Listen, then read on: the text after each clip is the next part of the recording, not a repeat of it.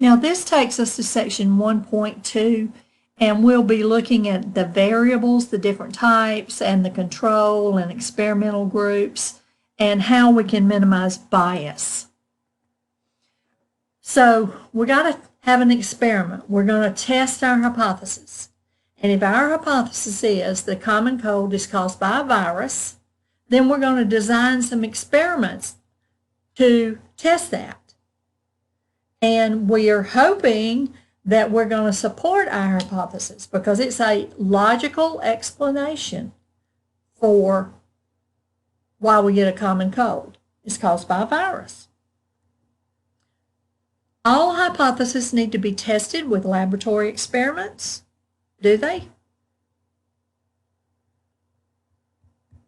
What if your hypothesis is that elephants communicate by raising their trunks? Are you going to go into a laboratory with a bunch of elephants? Absolutely not. So we know that all hypotheses can't be tested in the lab. Some of them happen to happen out in the field. And that's what's happening with these fossils here. You're not going to just dig them up real quick with a backhoe and take them. You might damage them. You're not going to take them into a lab. You're going to observe them where they are. Now, the experiments are designed to test the hypothesis, and we collect data as we perform the experiment. The data that we're going to collect here, scientists are going to measure the effects of vitamin C on cold prevention.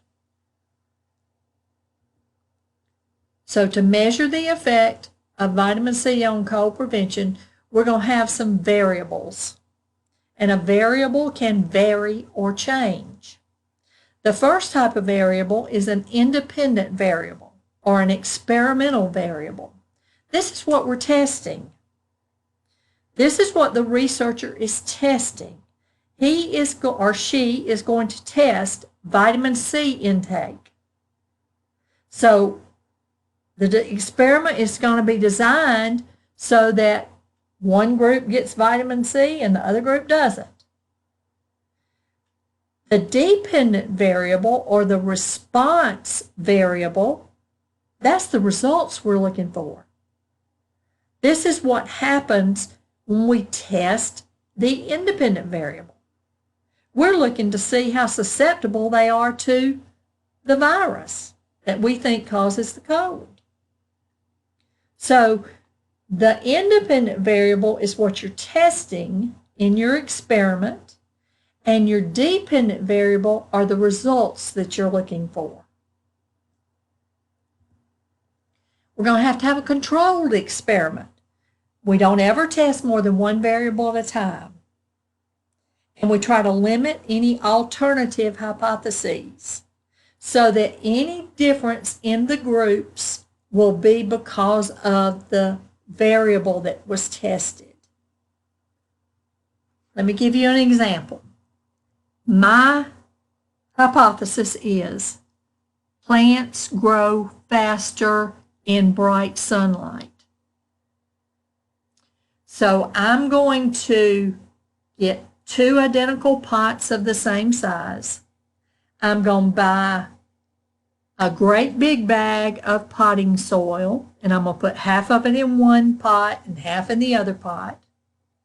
I'm going to buy 2 plants that are the same type of plant, the same species, and the same health.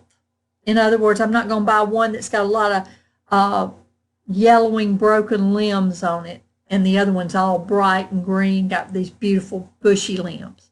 I want them to be about the same size and the same health. I'm going to put one of these groups in the sun, because that's what I'm testing. That's my independent variable. And I'm going to put my other group in the shade. The group that I'm experimenting on is in the sun. The other group is called the control group. That's in the shade. that group doesn't get exposed to the independent variable, which is the sun. I'm going to water them the same amount at the same time every time. And I'm going to collect my data. I'm going to measure the growth because my hypothesis was plants grow faster in sunlight. So just by looking at the hypothesis, I know that sunlight is my independent variable and growth is or growth rate is my dependent variable. But I'm going to water them the same. If I fertilize, I'm going to fertilize them the same. I'm not going to test anything but the sun. Because otherwise, I don't know why one of them grew taller than the other. If I put one in the sun and one in the shade and I water the one in the sun more and fertilize the one in the sun more, then I'm not controlling the experiment. The control group is as close to just like the experimental group as it can be. It just is there for comparison. It is not there for any kind of experimental treatment. It's not exposed or testing the independent variable. So when we set up these controlled experiments, what goes in the control group and what goes in the experimental group? Well, it's going to be random. If I've got 50 people that show up at a clinic that are having cold symptoms, then I'm going to take those 50 people, put their names in a hat, and draw them out. This one goes in experimental, this one goes into control group.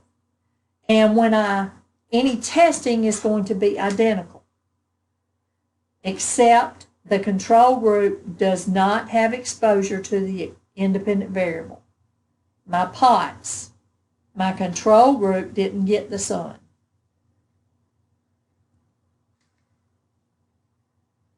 If we have a hypothesis that drinking Echinacea tea relieves cold symptoms, the experimental group over there in the right, in the purple, they had cold symptoms, they went to the clinic for treatment, and they drank Echinacea tea 5 to 6 times a day.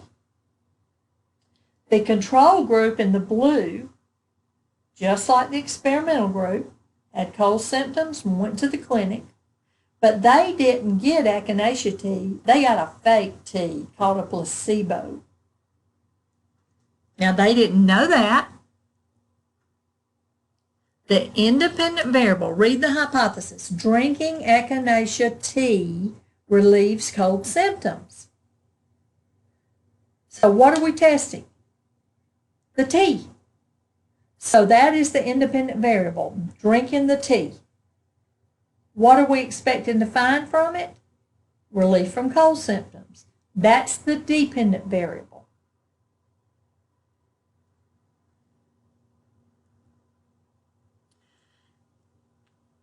Actually, when they performed that experiment, they found that that purple experimental group over there, they felt that Echinacea tea was 33% more effective at relieving the symptoms of a cold.